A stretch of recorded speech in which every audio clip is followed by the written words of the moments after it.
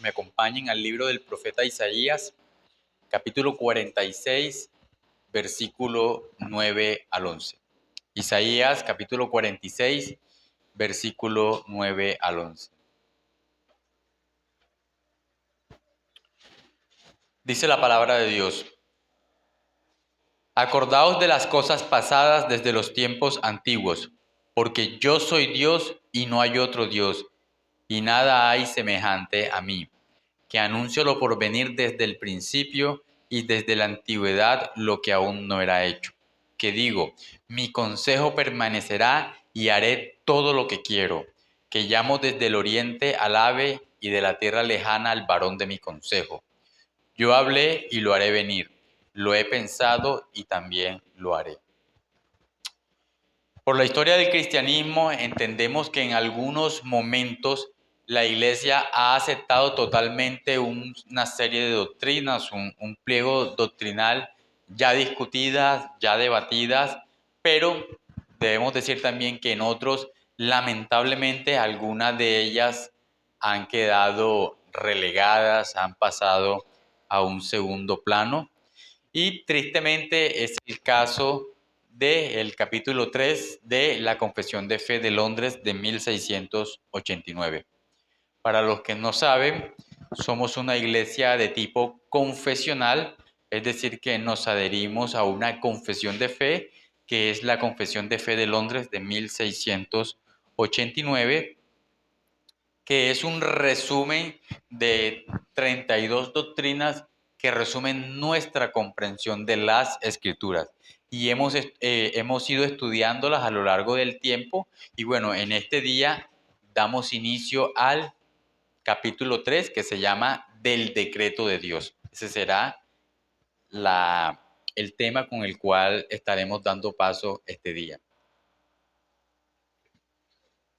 Y hay que decir que hablar del decreto de Dios en este tiempo entre el pueblo de Dios es prácticamente admitir que se pertenece a una secta o bueno, que hemos abrazado el fatalismo, que estamos menospreciando al hombre o que queremos decir que el hombre es un títere de Dios. Pero obviamente esto no es cierto.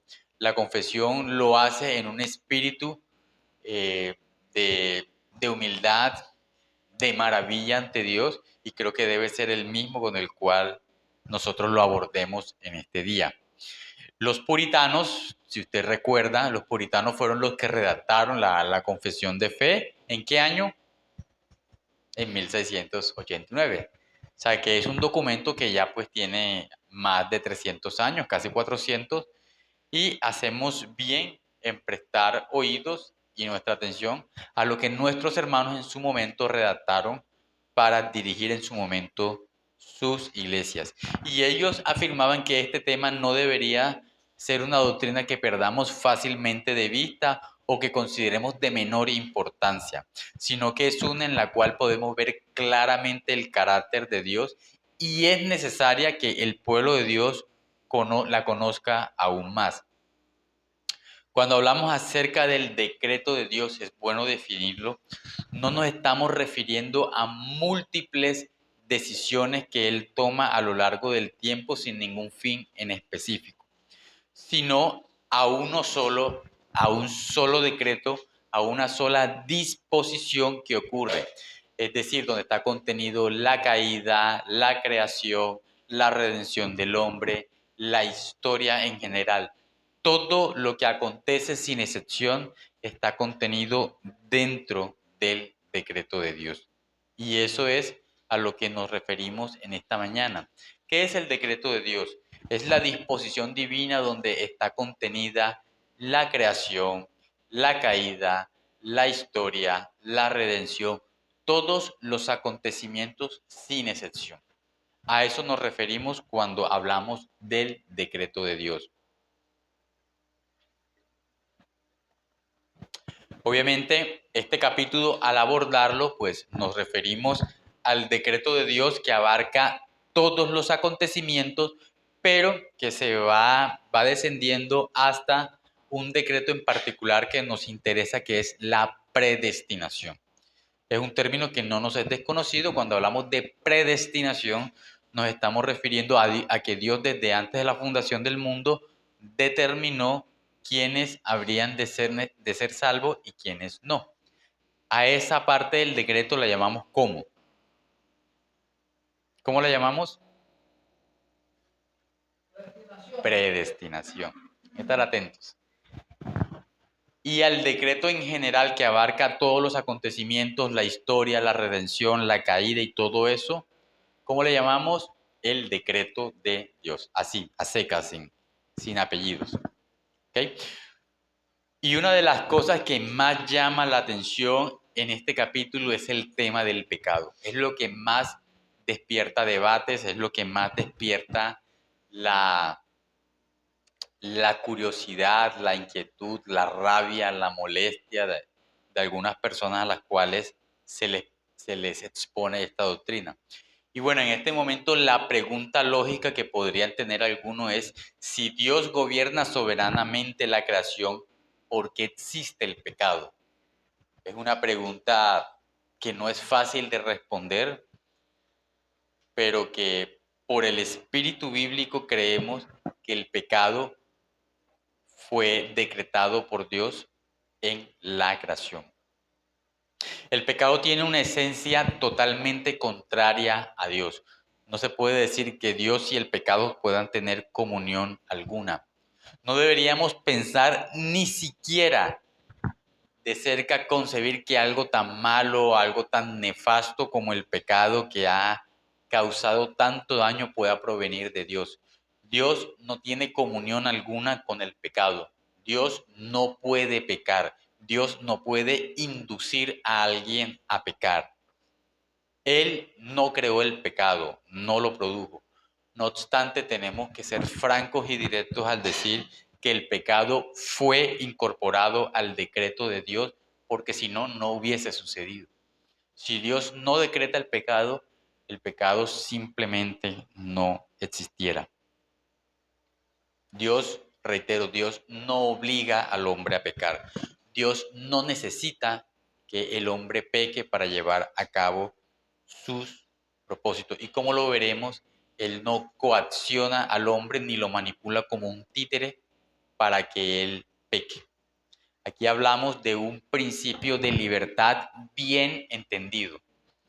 No hablamos del libre albedrío porque entendemos que la voluntad del hombre está cautiva del pecado, está gobernado por sus concupiscencias, por su naturaleza pecaminosa. El hombre actúa dentro del abanico de posibilidades que le da su naturaleza. Y como su naturaleza está impregnada del pecado, él libremente escoge entre el abanico de pecados que tiene a su disposición de qué manera pecar. Eso es algo que debemos tener en cuenta. Cuando hablamos de libertad, nos referimos a eso. Cuando yo me refiera a que el hombre es libre, me estoy refiriendo a esa libertad eh, confinada a lo que su naturaleza le permite hacer. Obviamente, como no es una naturaleza santificada, como no es una naturaleza perfecta, obviamente va a haber pecado en su vida. Una de las razones por las cuales Cristo no podía pecar era porque el pecado no estaba en su naturaleza. Y él ahí, actuando libremente, podía no pecar. En el hombre pasa lo contrario, él actuando libremente peca porque el pecado está dentro de su naturaleza. No obstante, amados hermanos, aunque el pecado no fue ocasionado por Dios, esto tampoco frustra su propósito. Y creo que esto es algo que es digno de resaltar en este capítulo. A pesar de que tendemos a concebir el pecado como algo que hizo su aparición en el huerto del Edén, que aparentemente tumbó, echó a tierra todos los planes de Dios, no sucede así. A pesar del pecado, el propósito de Dios no fue frustrado. Dios puede delimitarlo, restringirlo y dirigirlo de tal manera que puede usarlo para llevar a cabo sus propósitos. Y esto es lo que nos sorprende de esta doctrina del decreto de Dios. Entonces nos alejamos de esa enseñanza que dice que el hombre peca para la gloria de Dios.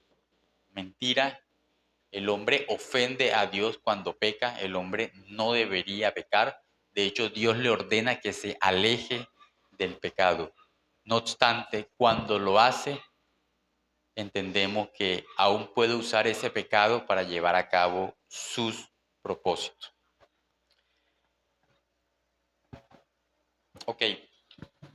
No obstante, a pesar de la importancia de esta doctrina, no vamos a empezar por el párrafo 1, sino por el párrafo 7. Si alguno tiene su confesión, yo le pido por favor que me colabore con la lectura del párrafo 7.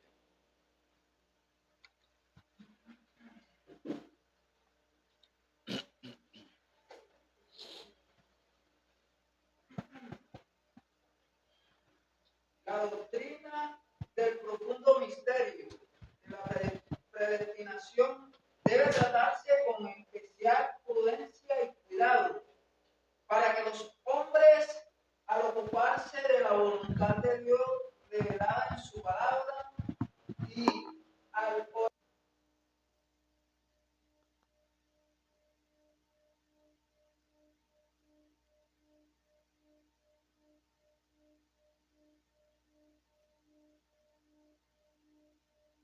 proporcionará motivo de alabanza, reverencia y admiración a Dios, y de humildad, diligencia y abundante consuelo a todos los que sinceramente obedecen al Evangelio.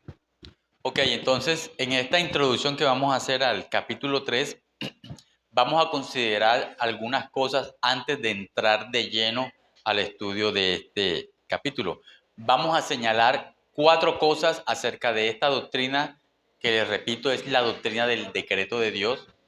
Si en algún momento tienen inquietudes, pues pueden sencillamente levantar la mano e intervenir.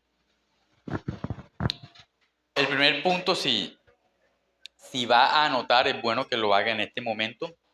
Debemos decir que se trata de un misterio. Eso es lo primero que vamos a señalar en este capítulo. Al igual que la doctrina anterior, no sé si alguno recuerda cuál es la doctrina anterior que viene antes del capítulo 3, de Dios y la Santísima Trinidad. ¿Qué decimos respecto a la doctrina de Dios y la Santísima Trinidad? Que es un misterio, es algo que, a pesar de que podemos enseñarla, a pesar de que ha sido debatida en muchos concilios, en el concilio de Nicea, en el concilio de Éfeso, en el concilio de Constantinopla, aún así debemos decir que la doctrina de la Santísima Trinidad es un misterio para la mente humana. Por más que nos dediquemos a inquirir en sus afirmaciones, por tratarse de algo relacionado con la divinidad y al existir no por razón del hombre, al exceder nuestra capacidad intelectual, esa complejidad no está diseñada para que la mente humana pueda entenderla. Del mismo modo es esta doctrina, la doctrina del decreto de Dios. Debemos decir que sin lugar a duda, sin temor a equivocarnos, que muchas en nuestro estudio quedarán más preguntas que respuestas. Y debemos ser humildes en eso. No podríamos aquí tratar de estudiar cada incógnita a profundidad, aunque hagamos nuestro mayor esfuerzo. Se trata de algo que no existe por razón de nosotros. No se trata de que tenemos que entenderlo para que sea verdad. Hay muchas cosas en la naturaleza y aún en el mismo universo que no entendemos y están ahí funcionando, están ahí existiendo. Y Dios no existe por razón de nosotros, no existe para que nosotros lo entendamos. De hecho, hay un abismo insondable entre Dios y el hombre. Y Dios no deja de ser Dios porque el hombre no pueda entenderle. Y me refiero puntualmente a su esencia, a lo que es la Trinidad en sí, entender que en un mismo Dios coexisten tres personas, la persona del Padre, la persona del Hijo y la persona del Espíritu Santo. No podríamos como afirmar que porque no vemos un ejemplo, porque nosotros entendemos que un ser, una persona, y es lo que hemos visto siempre. Yo tengo una sola personalidad, yo no tengo tres personalidades, tengo solamente una. Entonces, por tratarse de que no existe un ejemplo, algo con cual explicarlo, entonces debemos descartarlo de tope, no podríamos hacerlo. En Dios coexiste perfectamente la persona del Padre, la persona del Hijo y la persona del Espíritu Santo. Debemos no caer en el extremo modalista de decir que son manifestaciones de un mismo Dios, como una persona puede ser padre, hijo y esposo al mismo tiempo. No se trata de eso, pero tampoco podemos irnos al otro extremo de decir que es politeísmo, de que son tres dioses. Esos son extremos de los cuales debemos cuidarnos. A veces, al abordar estas doctrinas, nos debemos cuidar de decir más bien qué no es que lo que es, porque es muy difícil decir qué es. Y en cuanto al decreto de Dios, es lo mismo. No estamos diciendo que Dios nos manipula como si fuésemos eh, títeres, ¿sí? Títeres es la palabra, como si fuésemos títeres, pero tampoco debemos decir que Dios no gobierna las cosas y que somos totalmente libres en el sentido de que nuestras acciones no están contenidas dentro del decreto de Dios o que Dios no gobierna. Ambos extremos serían herejías. Decir que Dios no gobierna la creación pues sería blasfemo. Y decir que Dios nos controla totalmente sería decir que cuando yo me porto grosero, cuando yo cometo un pecado, entonces fue Dios el que me indujo a cometerlo. Y esto es totalmente herejía. Cuando yo peco, soy yo quien está pecando, no es Dios quien me movió a pecar. No obstante, tampoco podría decir que mi pecado no fue ordenado por Dios.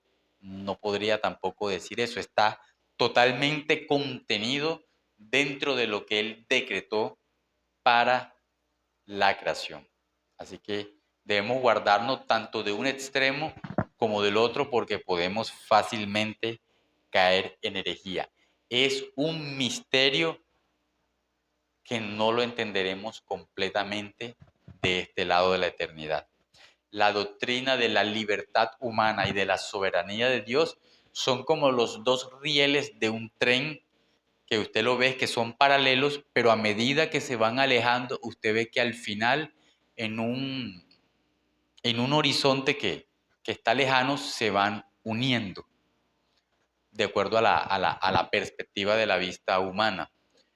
Es una manera de entenderlo. Son dos rectas que se prolongan al vacío sin que la una afecte a la otra, pero aún así se van moviendo. Es una manera de abordar esta doctrina. El hombre es completamente libre y Dios es completamente soberano.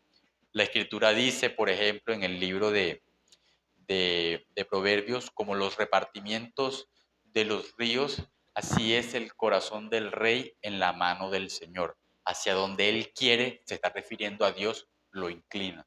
¿Significa entonces que el rey no es responsable de sus acciones? Claro que sí, y es culpable, y es responsable de todo lo malo que haga. Pero aún así dice la Biblia que Él inclina su corazón hacia donde Dios quiere. Es, es algo realmente que supera nuestra lógica, pero es así. Como cuando uno, por ejemplo, en física cuántica, y de pronto muchos no estén asociados o familiarizados con esto, se dicen que los efectos suceden antes que las causas. Eso es ilógico, eso es totalmente lógico. Eso es como que me apareciera aquí en mi rostro la mano la marca de una cachetada antes que me la den. Eso es ilógico. Y aún así, en física, en la naturaleza, eso se da todo el tiempo. Ahora, ¿es mentira porque no suceda? Pues no, eso sucede y no necesitamos entenderlo. Es algo que supera nuestro entendimiento de la naturaleza. Y debemos estudiarlo con entera humildad. Lo segundo, amados hermanos, que vamos a estudiar respecto a esta doctrina es el espíritu en que se debe enseñar.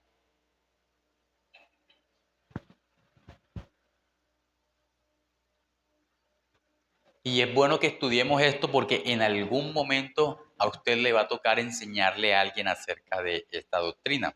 Y la confesión, como lo estuvo leyendo nuestro hermano, utiliza dos expresiones: prudencia y cuidado. Es algo que debemos tener muy presente al momento de transmitírsela a ocho. Debemos tener suma prudencia al enseñar esta doctrina, pues el propósito de ella no es presentar a Dios como un ser inclemente, frío, carente de amor, que en forma malvada y sádica decide pasar por alto a la humanidad. No se trata de transmitirle a otros la idea de que las personas quieren ser salvas, pero Dios no se los permite. Eso no es lo que enseña esta doctrina. No se trata de que el hombre es bueno y Dios lo condena a ser malo. No se trata de eso. Tampoco, mi querido hermano, el propósito de esta exhortación es que dejemos de proclamarla. Tenemos que proclamar que Dios es soberano, que Dios ha decretado todas las cosas, porque es una verdad escritural. Pero obviamente hay matices que debemos tener en cuenta. Yo le pido al hermano Mauricio que me colabore con la lectura de Romanos capítulo 11, verso 33.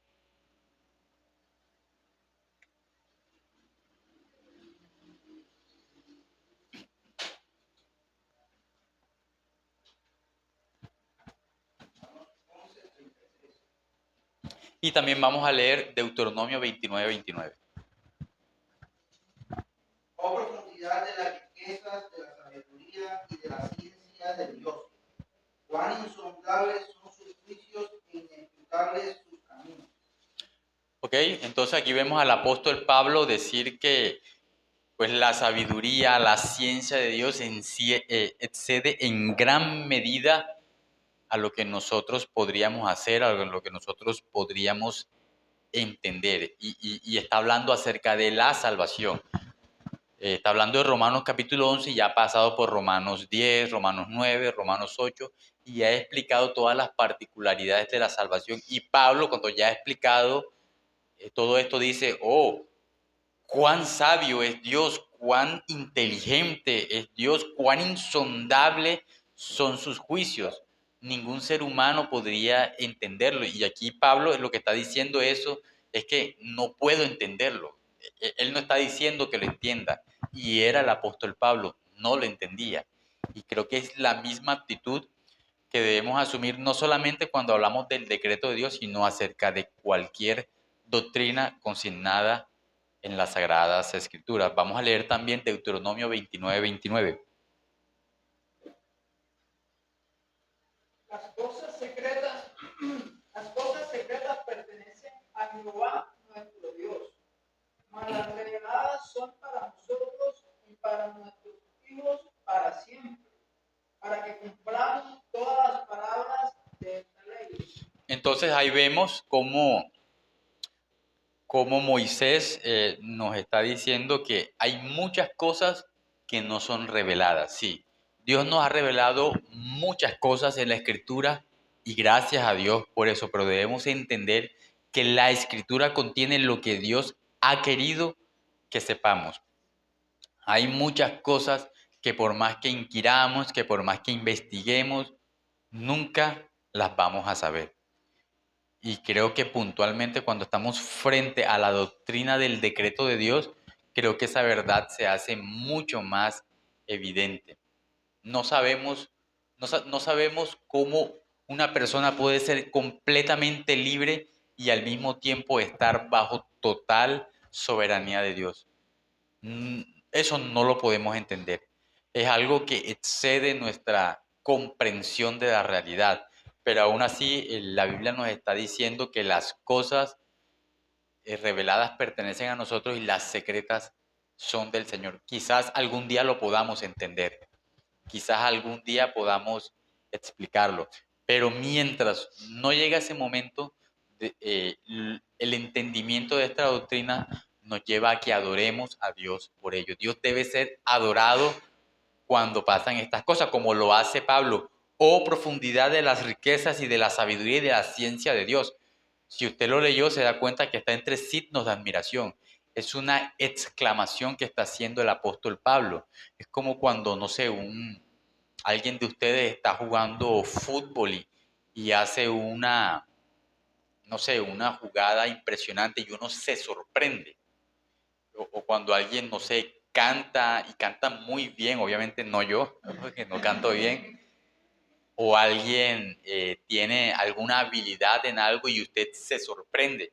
Bueno, aquí está Pablo diciendo cuán sabio es Dios, cuán inteligente es Dios. Y para usted entender Romanos 11:33 tiene que entender todo lo que está detrás, todo lo que viene Pablo hablando.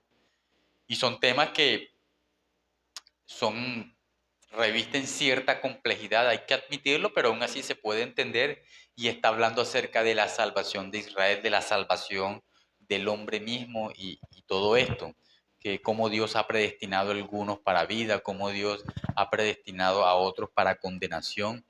Y aún así, aunque Pablo entiende que Israel ha sido duro, ha sido un pueblo de dura cerviz, aún así él entiende que todo eso está bajo control, todo eso es gobernado soberanamente por el Señor. Y él, y es la misma conclusión a la cual deberíamos llegar. El hecho de que una doctrina no sea lo suficientemente clara para nosotros no la invalida. No hablemos del decreto de Dios, no hablemos ni siquiera de la Trinidad, hablemos de la persona de Cristo. La Escritura nos dice que en Cristo habita corporalmente toda la plenitud de la deidad. ¿Cristo era hombre? Sí. Decir que Cristo no era hombre es herejía. Es una herejía descarada, cínica, que tira todo el cristianismo por tierra. Pero decir que Cristo no era Dios también es una herejía. Decir que si Cristo no es Dios, vámonos para la casa, apague y vámonos, que nada tiene sentido. No hubiese podido salvarnos si Cristo no fuese Dios. No hubiese podido representarnos si no fuese hombre. Entonces tenemos que movernos dentro de ese balance de la fe sin irnos a un extremo en prejuicio de otro. ¿Lo entendemos? No lo entendemos. No entendemos cómo murió, si era Dios. No entendemos cómo tuvo hambre. No entendemos cómo ignoró saber muchas cosas. Entonces son cosas que eh, deben suscitar la humildad en nosotros y entender que no, muchas verdades no están diseñadas para que las entendamos, sino que debemos ser humildes. Nuestra mente, nuestro entendimiento de la realidad no es el patrón para la validación de las doctrinas. Y en esto debemos insistir. Muchos científicos llegan a la conclusión de que porque algo no es lógico a su entender, pues entonces debe desecharse y nosotros no debemos pensar así. Reconocemos que esta enseñanza genera tensión entre nuestro concepto de justicia y el carácter de Dios, pero es ahí donde estamos llamados a confiar en Él. No podemos llegar a la conclusión de que, bueno, yo pequé porque es que estaba predestinado y Dios quiso que pecara. No, eso es totalmente herejía.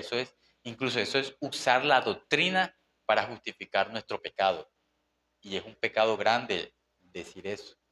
Pero tampoco podemos decir que Dios no hace ni gobierna nada, que las cosas se salen de sus manos, que Dios está ahí simplemente observando el universo sin que Él pueda hacer nada. Eso es totalmente incorrecto y una mentira y un pecado también. Debemos ante esto admitir que no podremos entender todo, no podemos asimilar todo. Y el tercer aspecto que queremos señalar en esta introducción que queremos hacer acerca de esta doctrina es su propósito. Yo le pido al hermano que por favor me me colabore leyendo otra vez el párrafo 7.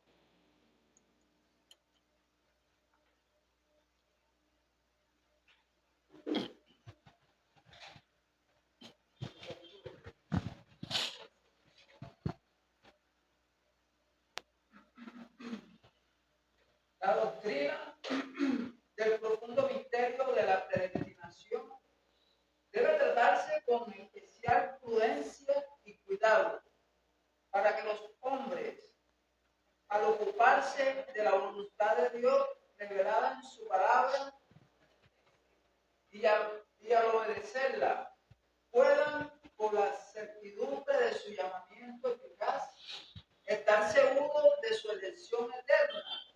De este modo, esta doctrina proporcionará motivo de alabanza, reverencia y admiración a Dios, y de humildad, diligencia y abundante consuelo a todos los que sinceramente obedecen al Evangelio. Hay dos aspectos o dos cosas que se señalan en esta porción de párrafo. Al considerar el efecto de la asimilación de esta doctrina relacionada con el decreto de Dios.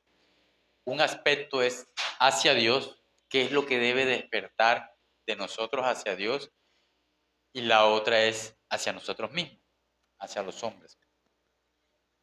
En cuanto a Dios, debemos decir que la confesión señala que el propósito de esta doctrina debe ser que nos matemos la cabeza tratando de juzgar a Dios y de circunscribirlo a nuestros patrones de juicio. No, el propósito de esta doctrina debe ser la alabanza, la reverencia y la admiración. Dios debe ser admirado por esta doctrina. Hay muchas ocasiones en las cuales nosotros simplemente estudiamos los eventos que aparecen en la Biblia, pero simplemente para informar a nuestra mente de los eventos sucedidos. Pero, por ejemplo, cuando hablamos de que el Mar Rojo se dividió, ¿qué deberíamos hacer nosotros al considerar este hecho? El Mar Rojo se dividió. ¿Cuántas personas han podido hacer eso antes? Es algo que debe suscitar la admiración, debe suscitar esa capacidad de asombro en nosotros, que muchas veces cuando pasamos por el libro de Éxodo no nos sorprendemos al verlo. O sea, estamos hablando de que un océano se dividió. ¿Quién ha podido hacer eso antes? Es algo que nosotros deberíamos contemplarlo y ver, o sea, delante de quién estoy que es capaz de abrir un océano. O sea, cuán grande, cuán admirable, cuán potente, cuán poderoso es Dios para abrir un océano, algo que es tan vasto, tan grande, tan imponente. O sea, debemos llegar a la conclusión de que Dios está por fuera de nuestro entendimiento, está por fuera de cualquier cosa que nosotros nos podamos imaginar, nos podamos siquiera concebir. Es demasiado grande para nosotros. O por ejemplo, cuando dio sus mandamientos y descendió en Horeb, cuando la montaña temblaba y humeaba, eso es algo para sorprenderse. ¿Quién ha podido hacer eso? Pero quizás nosotros nos sorprendemos cuando vemos, no sé, anime, películas, y vemos que estos héroes hacen esas hazañas y ahí sí nos sorprendemos, pero no nos sorprendemos al ver las cosas que hace el Dios de la Biblia. Y realmente el propósito de esta doctrina, al ver de que yo soy completamente libre, a mí nadie está coaccionando mi voluntad y aún así todas mis acciones están orquestadas por Dios, están determinadas por Él. Ya Dios sabe qué es lo que voy a hacer ahora que me baje de este púlpito. Ya Dios determinó lo que va a pasar mañana, lo que va a pasar el martes, el miércoles. Dios controla toda la historia. Dios sabe exactamente qué va a pasar. Dios previó mis pecados, Dios previó todo. Ya Él sabía que eso iba a acontecer. Y aún así, nada de eso frustra su propósito. La rebelión de Satanás no tira por tierra su propósito. Y eso es algo, amado hermano, que si usted no lo ha considerado, sería bueno que lo empezara a considerar. Dios debe ser admirado por nosotros. O sea, si nosotros que somos su pueblo no admiramos al Señor, pues el mundo no lo va a hacer. Estamos llamados a eso. De hecho, el apóstol Pedro dice que hemos sido llamados para que contemplemos las virtudes de aquel que nos llamó de las tinieblas a su luz admirable. Estamos llamados al ver esas obras de Dios y asombrarnos por ello, porque es que realmente nadie las podría hacer como Él las hace. Así que el propósito de esta doctrina es enseñarla a otras personas, que no sea para que alaben y admiren a Dios, no sería un propósito adecuado. No sería simplemente para ponerlo sobre la mesa como un hecho que no puede explicarse y que no se busque adorar a Dios por ello. Ese no es el propósito. La idea de esta doctrina es dirigir la mente de los hombres para que adoren a Dios. Así que si usted necesita una motivación para orar, para alabarlo, para cantar, pues ahí tiene una motivación, la doctrina del decreto de Dios. Si esta doctrina no nos mueve a adorar a Dios, a proclamar su grandeza, pues bueno, no sé qué podría hacerlo, pero es importante que tengamos en cuenta. Al enseñar esta doctrina debe ser con absoluta reverencia, para que los que nos escuchen vean que es totalmente bíblica y que no está basado en suposiciones nuestras, no está basado en conclusiones a las que hemos llegado. No es una doctrina que promueva la desdicha de algunos, sino de que a pesar de nuestro pecado, a pesar de los pecados que los hombres han cometido, que muchos son más graves que los de nosotros, aún así el propósito de Dios se mantiene. El propósito de Dios de glorificar a su Hijo y glorificar un pueblo para Él, ese propósito no se va a frustrar. Ese propósito permanece. ¿Ok? Hablemos de cada una de las virtudes que debe suscitar esta doctrina. Primero es la humildad. He pasado al siguiente punto, que es hacia los hombres. Hablamos de dos cosas. Hacia Dios dijimos que debe despertar admiración, reverencia hacia el Señor. Ahora hablemos de hacia los hombres.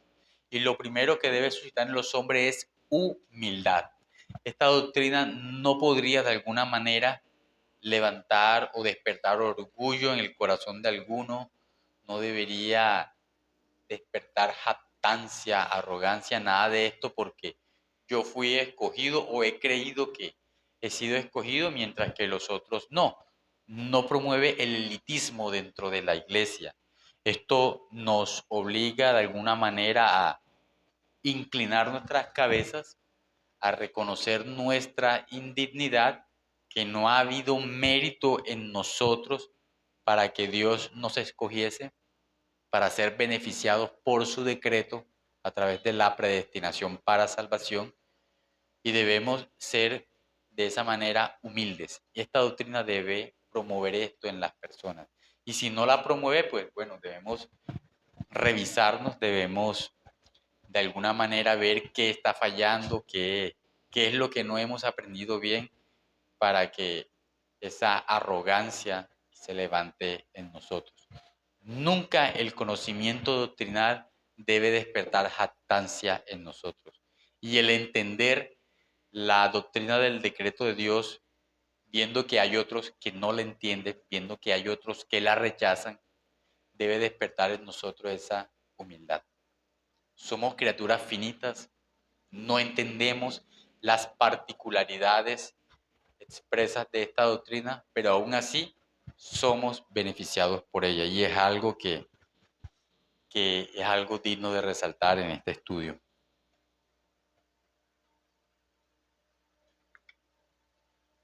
Lo segundo que debe despertar hacia los hombres es diligencia. No cabe hablar, cuando hablamos del decreto de Dios, una exclamación como que, bueno, lo que será, será. Lo que ha de ser, sucederá, porque ya Dios lo ha decretado. Ese no es el espíritu que promueve esta doctrina. Si ustedes han tenido la oportunidad de escudriñar o leer los evangelios y examinar la predicación del Señor Jesús, Él nunca llamó a la pasividad. De hecho, hay una escena que me llama mucho la atención en la cual alguien le pregunta al Señor, Señor, ¿son pocos los que se salvan? Y el Señor da una respuesta muy sabia, una respuesta maravillosa. Él podría decir, sí, son pocos los que se salvan. Pero ¿qué podría despertar esa respuesta? Bueno, entonces, nada que hacer. Será aceptar el destino como tal. O pudo haber dicho, bueno, no, hijo, son muchos los que se salvan. Y que la persona llegara a la conclusión, bueno, esta vida de la fe es pan comido. Esto es fácil. No. ¿Qué respondió el Señor? Esforzaos a entrar en el reino de los cielos. Y vea, hay otro pasaje que dice que solo los violentos arrebatan el reino de los cielos. Estamos llamados a esforzarnos. De hecho, el apóstol Pablo decía que él colocaba su cuerpo en disciplina. ¿Para qué? Para que no ser descalificado porque habiendo sido heraldo para otros, él mismo sea descalificado. Es una doctrina que nos llama a ser diligentes. Y creo que hay un pasaje que lo expresa mejor de lo que yo podría decir, lo que es Filipenses 2:13. Por favor, hermanos, colabórenos con la lectura de ese texto.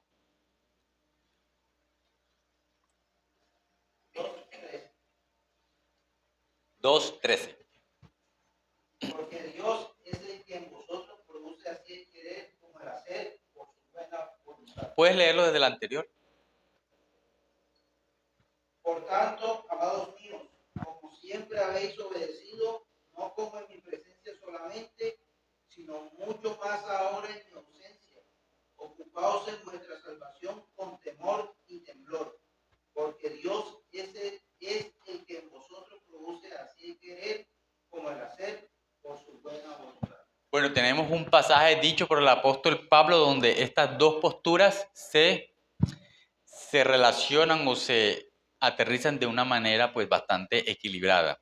El pasaje está diciendo, esfuérzate, esfuérzate en los deberes de la fe, esfuérzate en orar, esfuérzate en leer la palabra de Dios, esfuérzate en congregarte, esfuérzate por la santidad, por alejarte del pecado, por vivir en comunión con el Señor, pero recuerda, es Dios quien coloca en nosotros el querer como el hacer por su buena voluntad. ¿Significa que Él te está manipulando como si fueses un títere?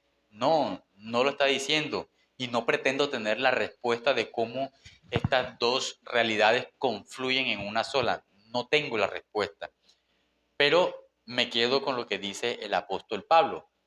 Debo esforzarme, debo caminar a la fe, debo colocar mi cuerpo en disciplina, debo perseverar y aún así debo entender que es Dios quien está colocando ese deseo en mí de buscarlo, de traerlo. Recuerden lo que dijo nuestro Señor Jesús. Ninguno puede venir a mí si mi Padre que está en los cielos antes no le atrae hacia mí. ¿Por qué venimos al Señor? ¿Por qué en este día estamos aquí sentados escuchando su palabra? Porque Dios colocó el querer como el hacer. Usted podría estar en cualquier otra parte donde sus o nuestras concupiscencias nos hubiesen señalado, pero no es así.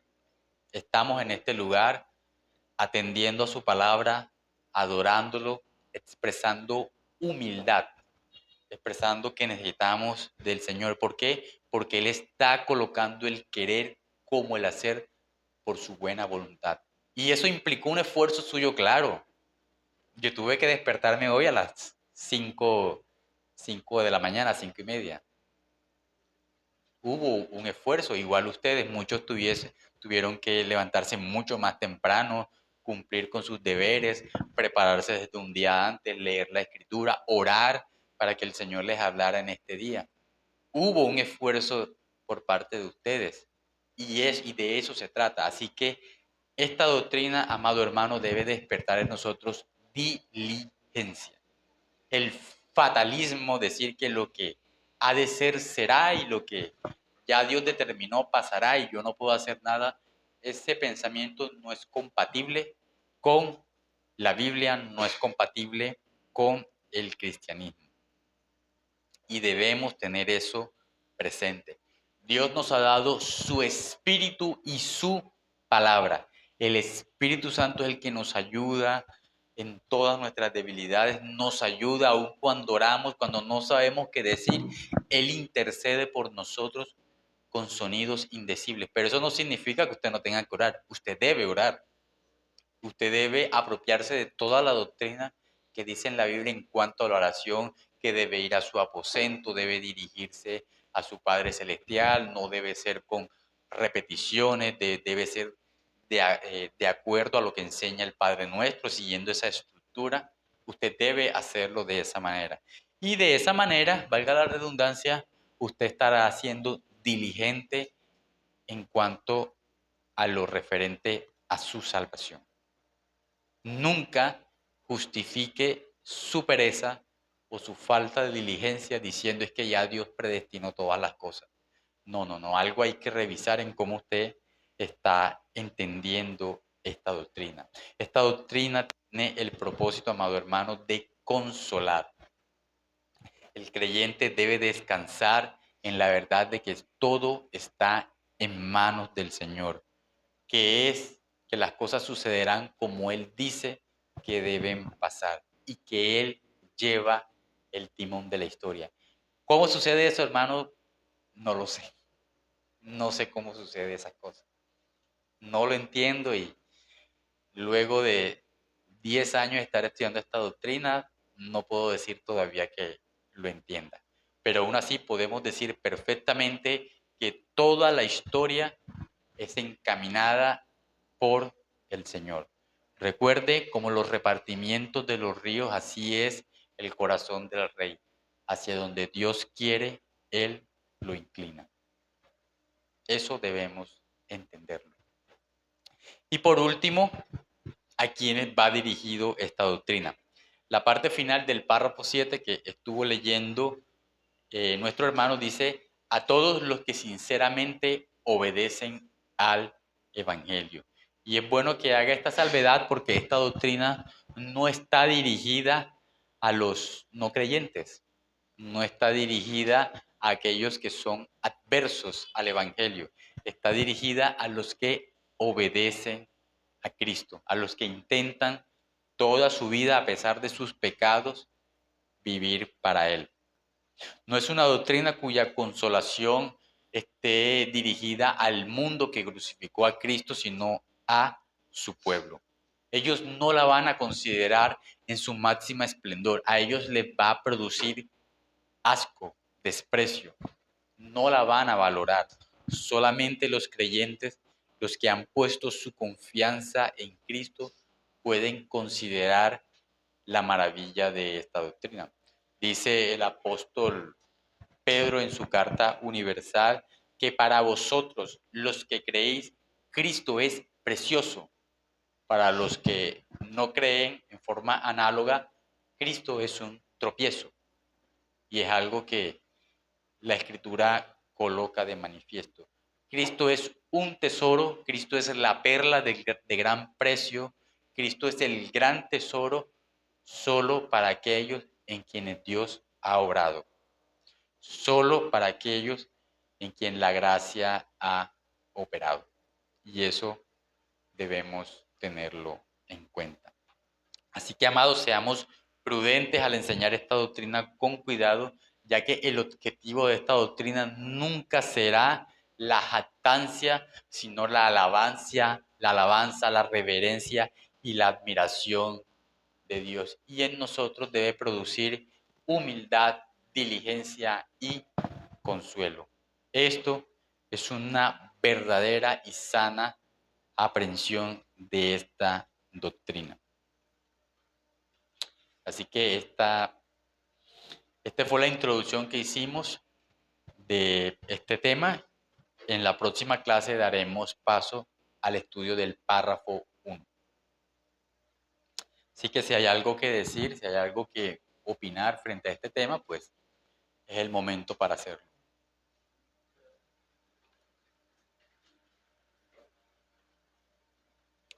Ok.